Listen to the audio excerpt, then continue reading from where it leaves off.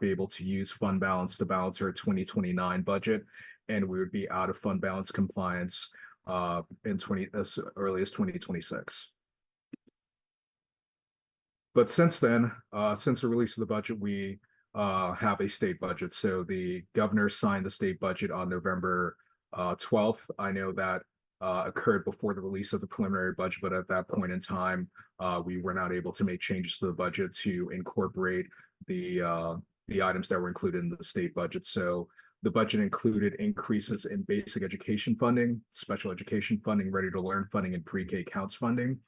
One thing to point out, there was the elimination of the cyber charter transition funding that accounted for about $3.8 million given to the district to offset charter school costs, but that was replaced with cyber charter reform. And based on the estimates that were provided for cyber charter reform, our district cyber charter tuition payments would reduce by an estimated $12.1 million annually. So if we look at the impact on the state budget and PPS, even though it looks like we are losing money from the prior year, and that's based on direct funding that we're receiving from the state, that is offset by the estimated $12.1 million in savings that we would get from cyber charter reform in the form of not paying as much in terms of our cyber charter tuition payments.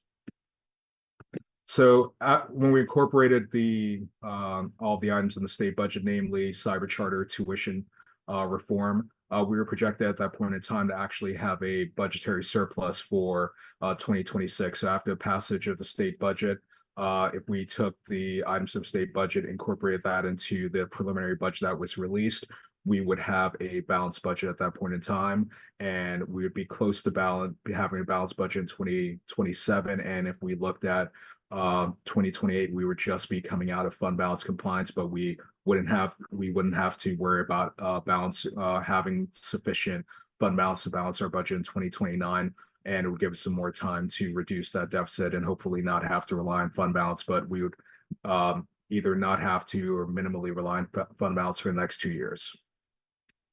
But if we go back and revisit our budgetary assumptions, some of those assumptions had to be updated based on the vote last week, as well as the governor's budget. So I highlighted the increase in charter costs based on expenditures, as well as the approval of the implementation of the Future Ready Facilities Plan.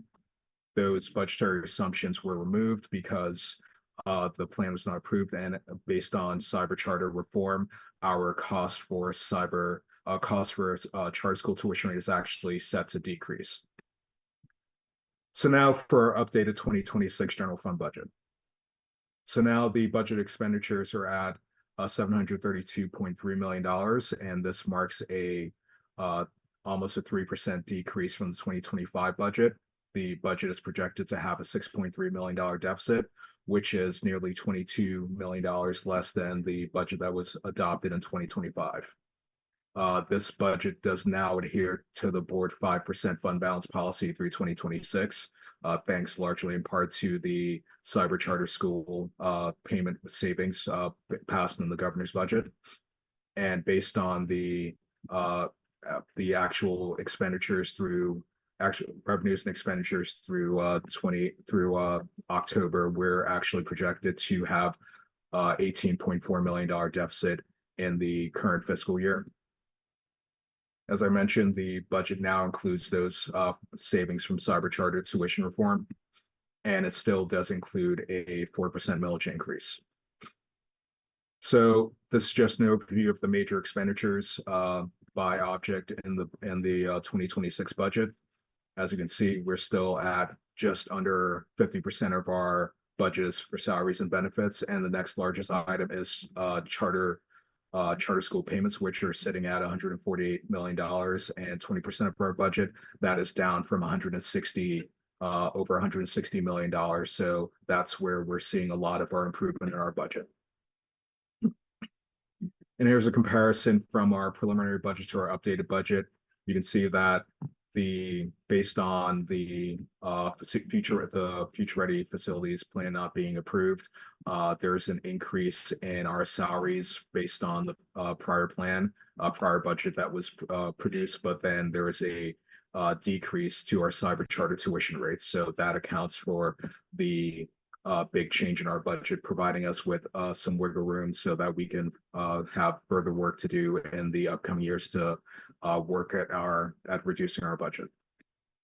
So in terms of our financial outlook, our budget is no longer balanced, and our deficits continue, but we're still facing lower deficits than we were in the preliminary, but we still have some work to do to further reduce those budgeted deficits. So, and we're still at return to the position where in 2029, for the 2029 budget, we won't have fund balance to rely on to balance our budget. So we would have at that point in time during the course of the 2029 year depleted our fund balance. So we have to make some structural changes via either additional revenue or reducing our expenditures to make sure that we can be in fund balance compliance and not be at risk of further depleting our fund balance.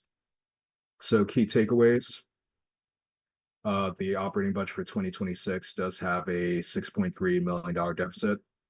It does adhere to the board's fund balance compliance policy through 2026, but at that point in time in 2029, we won't have fund balance to rely on to balance our budget. The budget does include cyber charter tuition reform savings to the tune of $12.1 million, and it does include a 4% millage increase this year. So in terms of our timeline, tonight is our Business Finance Committee meeting where I presented a update to the general fund budget that will be voted on in December. On Monday at 5:30, I believe, is the special budget public hearing. December 17th is the scheduled legislative meeting where the board will take action on the general fund budget and the associated tax rates. And by state statute, we have until December 31st to adopt the 2026 budget. So that's the conclusion of my presentation. I'll turn it over to you, Director Yord, for questions. Thank you, Mr. Joseph. A couple quick questions for you before the rest of the board chimes in.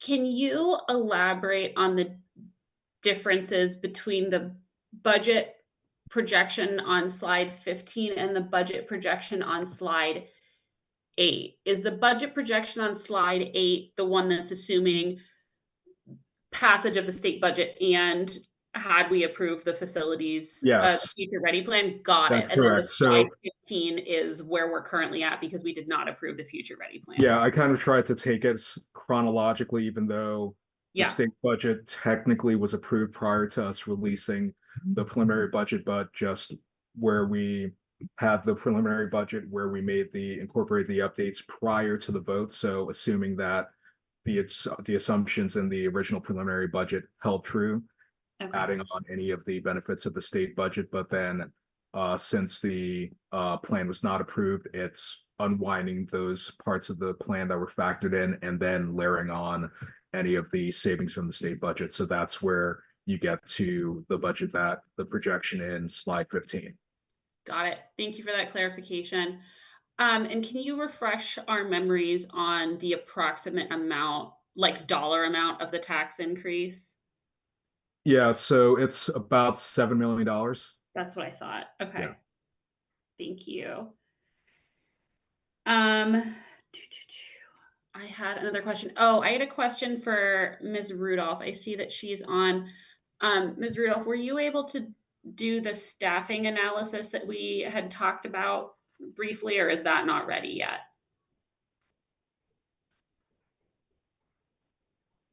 I see that you are unmuted, but if you're... Good evening, Margaret Rudolph, Chief Human Resource Officer. That is not ready. It's a manual configuration of our vacancies. We aren't able to just run a report. Yeah, you'd mentioned that. Yeah, do you know if it will be ready before the board votes on the budget? We can do that. Okay, that would be helpful. For the for reference for the rest of the board, this was something that we had talked about briefly in a budget meeting a few months ago, and Chief Rudolph and I were just able to remind ourselves of what that was. And it was a request from the board for a high-level analysis of the vacant positions that are currently still included in our budget. And I requested that Chief Rudolph break those out by how long the positions have been vacant and approximate dollar amounts based on how long the positions have been vacant, so that the board can get a better understanding of the financial impact of the vacant positions that are being budgeted for. So that'll be hopefully a reference point for the rest of the board moving forward. Are there questions from other folks on the board? Director Silk, I will turn it over to you. Thank you. Are you able to hear me? Yes, we are a little garbled, but we can hear you all right now. Okay. If it continues to be garbled, I'll switch to my phone because I noticed that the camera wasn't working. So please interrupt me if this is intolerable, and I'll pass to someone else and join on the phone. I wanted to add a point of clarification to that report, and this is based on my recollection from that conversation. The additional piece of information of interest was what subset of those approximately 170 vacancies do we actually think are we unlikely to fill? And therefore we could consider eliminating from our budgeted expenses, which would not only reduce the expenditures for that line item, but also have some impact on what we are charged to pay out to charter schools. I want to pause to make sure that was an accurate clarification. Yeah, we heard you loud and clear. Chief Rudolph, is that something that you think you can add to the staffing analysis that you're working on?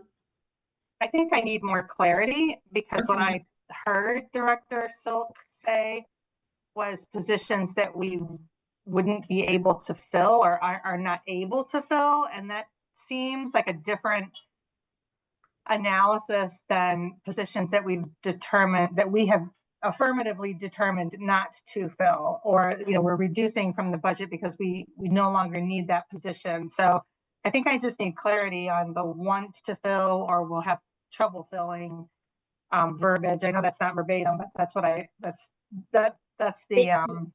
heard. Thank you for that. Thank you for that question. The ask was to make sure that whatever unfilled positions are in the budget are unfilled positions that we are truly carrying forward and seeking to fill versus. So I'm not asking about the ability to fill. I'm asking about, are there any positions among that 170 some that we are no longer interested in filling, that we've made a business decision or otherwise to no longer fill, and just to get confirmation that either none of those are in that set, or these are some that we do still need to remove. Thank you. That helps. Okay. And then the question that I have around cost savings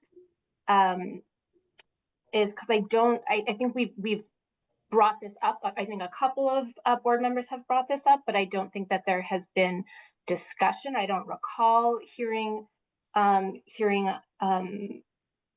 about this.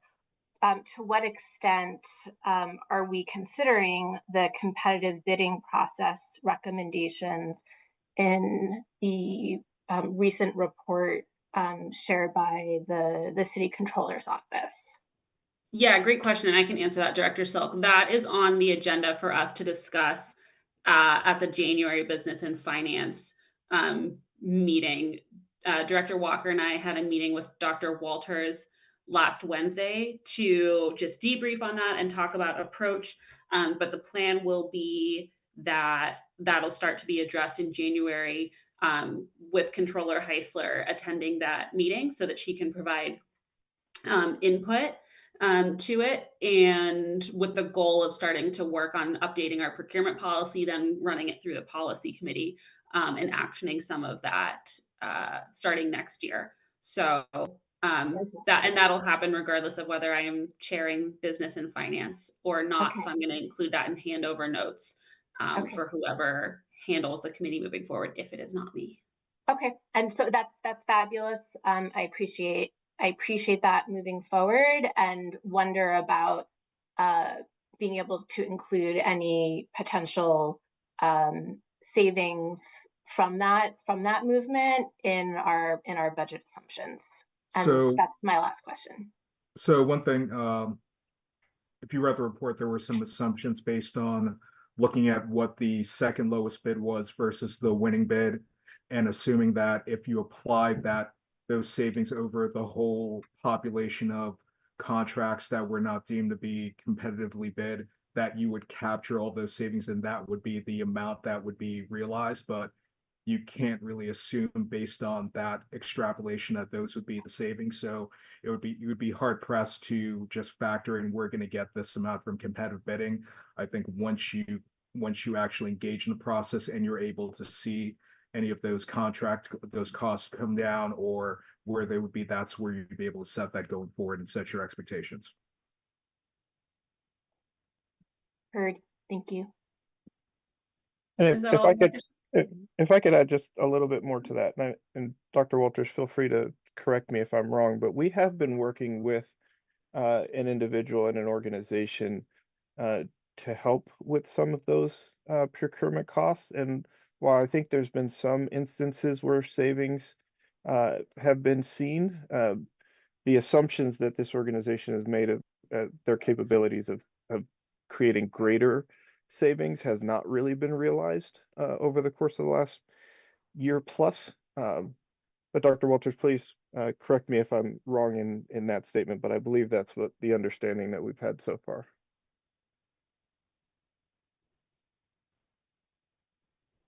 Oh, he might be frozen. Oh, there he is. That is correct at this juncture. Thank you. I believe I was frozen because I think I said it a couple times. We heard you that last time. Thanks, Director Walker, for that clarification. But so yeah, Director Silk, to answer your question, there's some, as Mr. Joseph alluded to, some difference about how much the cost savings are, but regardless, we're going to work to bring our procurement policies in line with best practices in order to have best practice procurement policies, and hopefully those will result in some cost savings for the district. The amount of that is yet to be determined. Are there other questions or comments from board members on the line?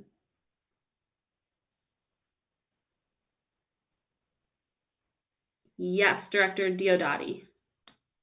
Hi, yes. So finally made it home safe and sound. So now I can actually ask questions.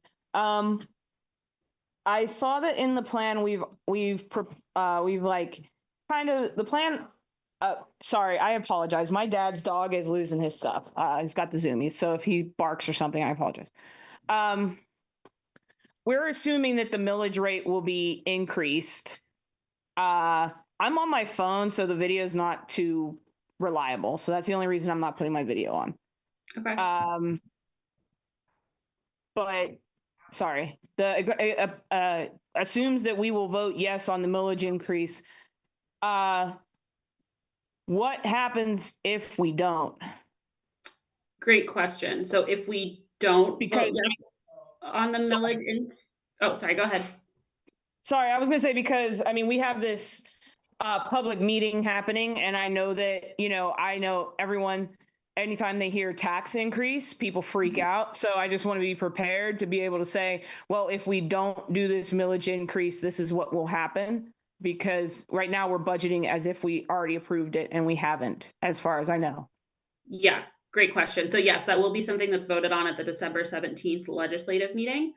And if we do not approve that millage increase, then the budget deficit that is pictured on slide 15 will go up by approximately $7 million So rather than a $6.3 million deficit, we would be looking at a approximately $13 to $14 million deficit. It would double our projected deficit for next year.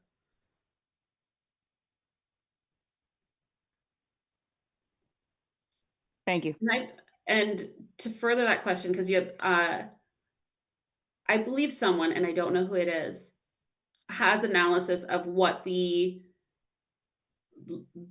cost of the tax increase per like $100,000 of home value would be. Mr. Joseph, is that something that I've seen from you previously, or did I read that from an external source?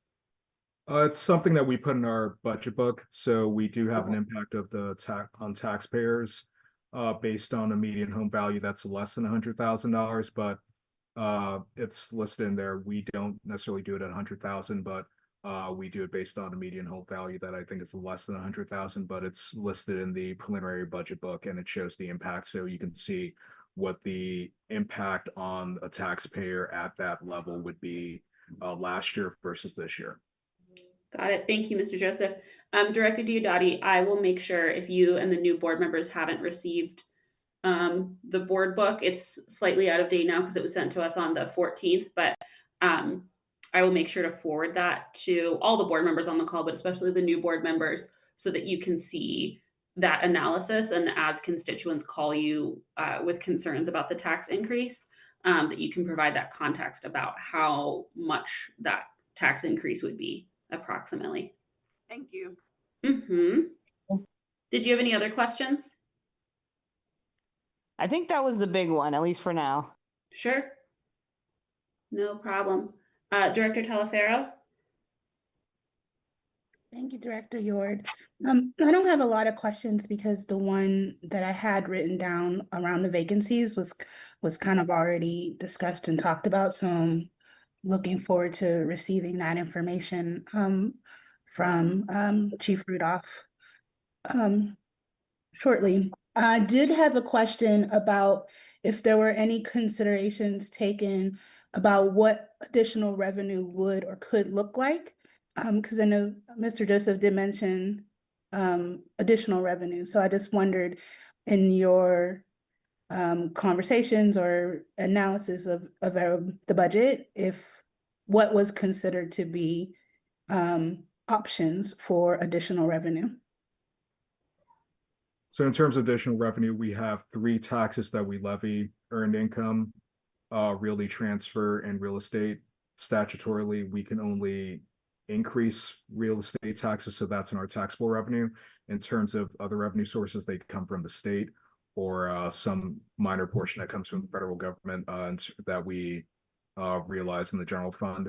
But in terms of other things such as usage fees, rental of facilities, we don't really have many facilities that we rent out. We do rent some space to the IU, tuition revenue that we charge for students that we tuition out, that we educate from other districts. So that's revenue that we receive. But in terms of just increasing that, we're not having drastic increases in our tuition rate because we tie that to our costs, and the state also does publish a tuition rate. In terms of other fees that we charge, typically for our building permits, we have a hard enough time getting people to pay for our building permits anyway. So those are the fees that we can charge, and those are the revenue sources that we have. So it's not really easy to generate revenue sources from those other areas because those aren't our core business activities. We have our taxes, we're a taxing body, and any other thing would be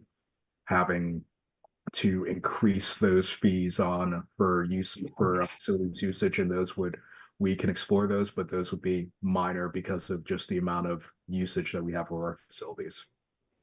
All right, and I know that we've discussed that before. There's not a whole lot of revenue coming into the district. I just was curious if you had been thinking of other ways, but it seems that it's pretty standard to what we typically can do. So thank you for that. I don't have any other questions right now.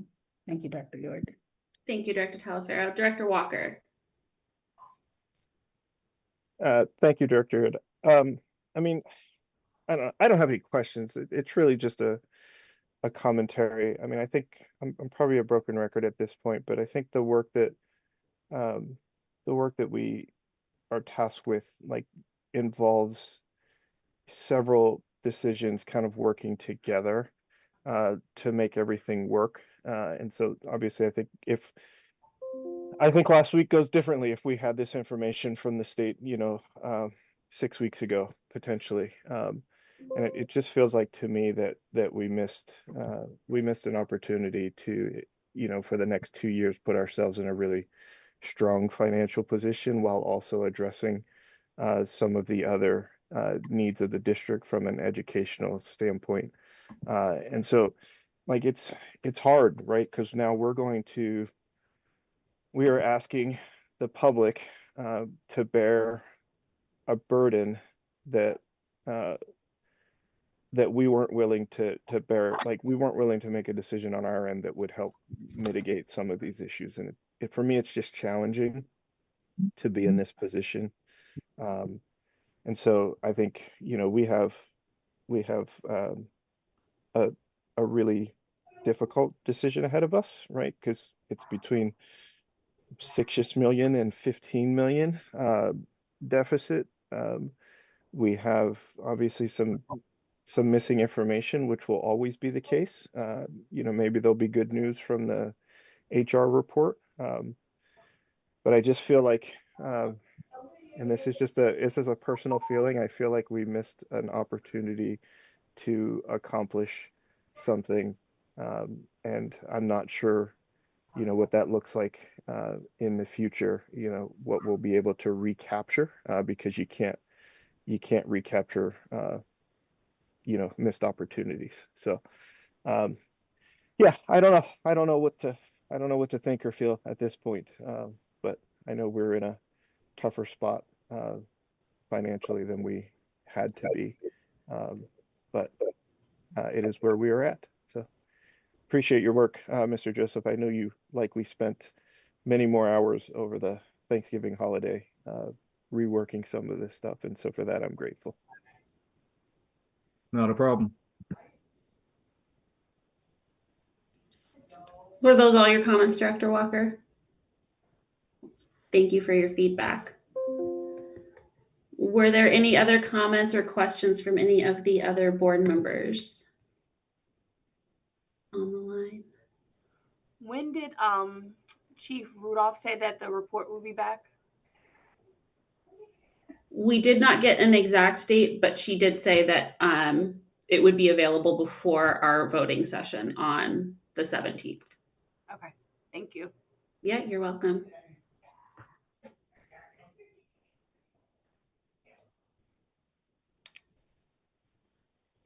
All right, going once, going twice. Director Talaferro?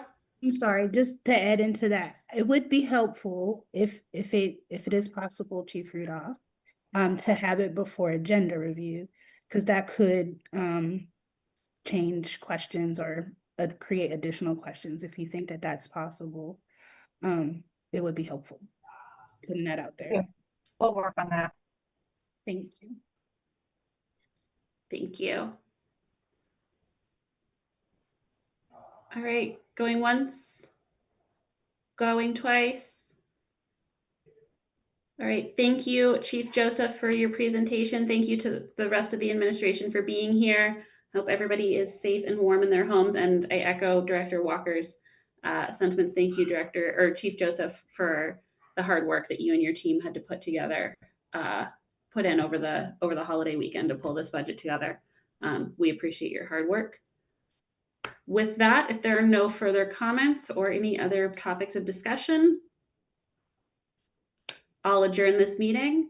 I hope everybody stays safe and warm this evening, and we will see you Monday evening for our budget public hearing, and then Tuesday of next week for progress monitoring, and Wednesday of next week for our agenda review. As a reminder to folks online and anybody who's watching, the board has an abbreviated calendar this month because of the Christmas holiday. So we'll see you a few times next week. Thank you, everybody. Stay safe and have a great night.